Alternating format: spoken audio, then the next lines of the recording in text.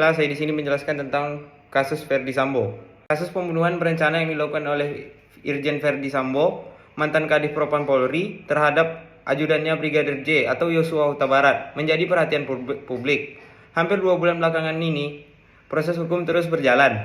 Verdi Sambo yang dulunya polisi sudah menjadi tersangka. Selain itu, ada 4 tersangka lainnya, yaitu Putri Chandrawati atau istrinya Verdi Sambo sendiri, Barada Richard Eliezer atau Barada E, Bribka Riki Rizal atau Bribka RR, dan Kuat Ma'ruf, supir Verdi Sambo.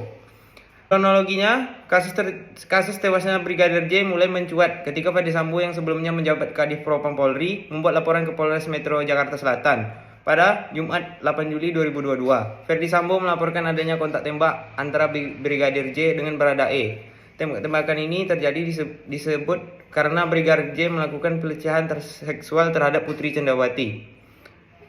Ada 2 laporan yang dibuat pihak Verdi Sambo ke Polres Jakarta Selatan dengan terduga Brigadir J, yakni pelecehan terhadap Putri Chandrawati dan percobaan pembunuhan terhadap Barada E.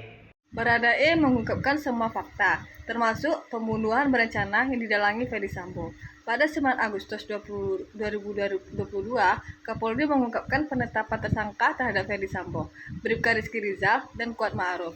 Tak cukup sampai di situ, Polri juga menetapkan istri Verdi Sambo, yaitu Putri Chandrawati, sebagai tersangka. Dalam kasus pembunuhan berencana terhadap Brigadir J, Verdi Sambo ini juga menjalani sidang Komisi Kode Etik pada Kamis 25 Agustus 2022. Dan konstruksi pembunuhan Brigadir J pun sudah digelar pada Selasa 30 Agustus 2022. Saat ini, proses hukum Verdi Sambo atas pembunuhan berencana terhadap Brigadir J masih berlangsung seiring berjalannya waktu dan desakan publik yang curiga adanya rekayasa di kasus tersebut. Pada 12 Juli 2022, Kapolri membentuk tim khusus Polri berdasarkan SPRIN nomor SPRIN-7-HUK-12.1/2022. Adapun laporan pihak Verdi Sambo tentang dugaan percobaan pembunuhan dan laporan terkait dugaan perbuatan pelecehan yang ditudingkan terhadap Brigadir J dilimpahkan ke Polda Metro Jaya pada Selasa 19 Juli 2022. Dan pada Rabu 20 Juli 2022, Kapolri juga menonaktifkan Karopaminal Polri dan Kapolres Metro Jaya Selatan.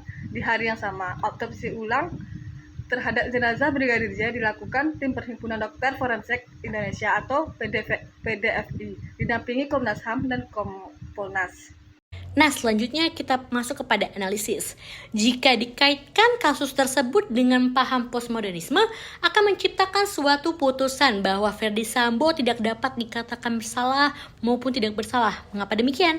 Karena pada dasarnya paham ini tidak ada kebenarannya universal yang valid untuk semua orang. Artinya postmodernisme menolak kecenderungan modern yang meletakkan batas-batas antara hal-hal tertentu.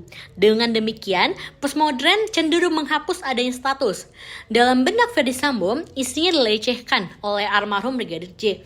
Dan sebagai suami yang lagi amarahnya tuh terpendam dan sangat-sangat menggebu-gebu, menurutnya ia sudah benar melakukan tindakan tersebut. Dan dari postmodernisme, tindakan itu tidak dapat dikatakan salah atau benar, karena setiap manusia atas kebenaran dan kesalahan itu tidak dapat diukur. Jika bukan menurut postmodernisme, tindakan Verdi Sambo itu udah pasti sudah salah banget, sudah salah besar. Karena telah melakukan pembunuhan yang mana pembunuhan telah diatur dalam Kitab Undang-Undang Pidana dan diancam pidana penjara selama yang ditentukan. Dalam postmodernisme hukum, aliran ini mengkritik terhadap hukum lama yang mana hakim bersikap memihak dengan menetapkan putusan atas hukuman untuk seseorang. Dan penerapan hukum tidak dapat mengikuti bunyi undang-undang, tetapi berjalan atas pertimbangan subjektif hakim saja. Akhirnya postmodernisme ini tidak melahirkan suatu teori hukum tersendiri, melainkan melakukan kritik terhadap kemapanan teori hukum lama. Baiklah, sekian pemaparan dari kelompok kami. Terima kasih. Wassalamualaikum warahmatullahi wabarakatuh.